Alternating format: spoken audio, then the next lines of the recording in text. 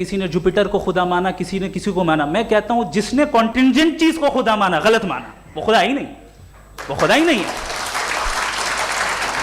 ہم تو necessary being کو ثابت کرنے بیٹھے ہیں, وہ نیسیسری کاز جو ایٹرنل ہے, جو ابدی بھی ہے اور ازلی بھی ہے. ہم کسی اور کو ثابت کرنے نہیں بیٹھے. دوسری چیز انہوں نے کہا کہ فیتھ اینڈ بلیف, یہ ایک ایسی ڈیفینیشن ہے فیتھ کی جو انہوں نے پہلی مرتبہ پیش کی ہے, یا معاف کیجئے گا انہوں نے پہلی مرتبہ پیش نہیں کی ہے, رچرڈ ڈاکنز نے پہلی مرتبہ پیش کی ہے. مجھے معلوم ہے یہ سورس کہاں سے ہے. ایپسٹیمولوجیکلی فیتھ اور بلیف کا فرق آپ اس طرح نہیں کر سکتے سر. فیتھ صحیح بھی ہوتا ہے, غلط بھی ہوتا ہے. بلیف صحیح بھی ہوتا ہے, غلط بھی ہوتا ہے. جو لاجک, ریزن اور ایویڈنس سے بیکڈ ہوگا وہ فیتھ صحیح ہوگا. اور آپ جس فیتھ کی بات کر رہے ہیں کہ ان لاجیکل ہے اور اس کے پیچھے نہیں ہے, تو we are on the same page. ہم نہیں مانتے اس فیتھ کو.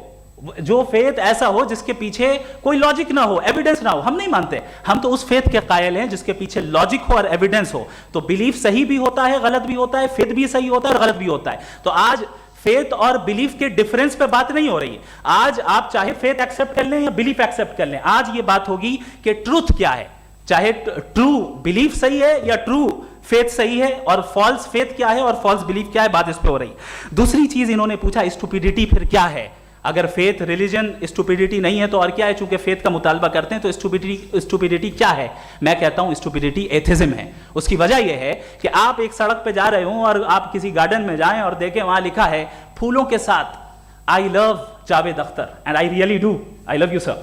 سو جب آپ وہاں پر پہنچے تو وہاں پہنچ کر اب یہ بتائیں, کیا آپ یہ کہیں گے واو واٹ اے نیچرل سلیکشن, یہ کیا نیچرل سلیکشن ہے؟ نہیں, یہ پریسائزلی ڈیزائنڈ ہے, اس کے پیچھے ڈیزائنر ہے. لہٰذا اگر کوئی ایک ایسی کامن سینس کی بات کو قبول نہیں کر رہا ہے کہ یونیورس جو اتنے پریسائزلی کام کر رہا ہے, ہم کہہ دیں کہ خود بخود بن گئی, میں سمجھتا ہوں اس سے بڑی اسٹوپیڈیٹی اور کچھ نہیں ہے. یہ ریشنل چیز ہے. پھر ہمارے سر نے کہا کہ آپ نے بال پہ فوکس کیا, آئی لینڈ پہ فوکس نہیں کیا. ارے آئی لینڈ کو کس نے بنایا یہی سمجھانے کے لیے تو بال کی مثال دے رہا ہوں. اور بال بھی کانٹینجنٹ ہے, آئی لینڈ بھی کانٹینجنٹ ہے, دونوں نیسیسری بینگ کا مطالبہ کرتے ہیں. آگے انہوں نے کہا کہ نیچر میں کوئی انصاف نہیں ہے. ہم ڈیسائیڈ کرتے ہیں کہ موریلٹی کیا ہوتی ہے, انصاف کیا ہوتا ہے. ہم ڈیسائیڈ کرتے ہیں, جیسے ڈرائیونگ سیٹ میں ٹریفک والا, یہ تو کسی خدا نے نہیں کہا, یہ ہے, اسے کہتے ہیں فالس ایکویویلنس. یہ ایک لاجیکل فیلیسی ہے. آپ نے جو ہے مثال دی ڈرائیونگ کی اور ٹریفک کی, یہ سبجیکٹو موریلٹی ہے.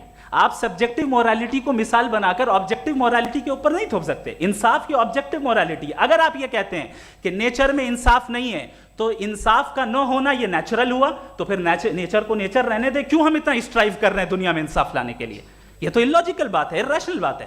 اس لیے بہت سی چیزیں ایسی ہیں جو آبجیکٹیولی جو ہے ایول یا گڈ ہیں, اور بہت سی چیزیں ایسی ہیں جو سبجیکٹیولی ہیں. سبجیکٹیولی جو مورل ہوتا ہے یا امورل ہوتا ہے اس کو ہم سوشل کنسنسس سے یا پرسنل پریفرنس سے ڈیسائیڈ کرتے ہیں. لیکن جو آبجیکٹیو موریلٹی ہے جس میں انصاف آیا, جو انہوں نے بار بار ریپیٹ کیا, یہ آبجیکٹیو ہے, سبجیکٹیو نہیں ہے. اگر آپ کہتے ہیں یہ سبجیکٹیو ہے تو میرا سوال آپ سے یہ ہے, کیا سوشل کنسنسس کے ذریعے اگر ظلم کو صحیح قرار دے دیا جائے گا تو آپ ظلم کو جسٹیفائی کریں گے؟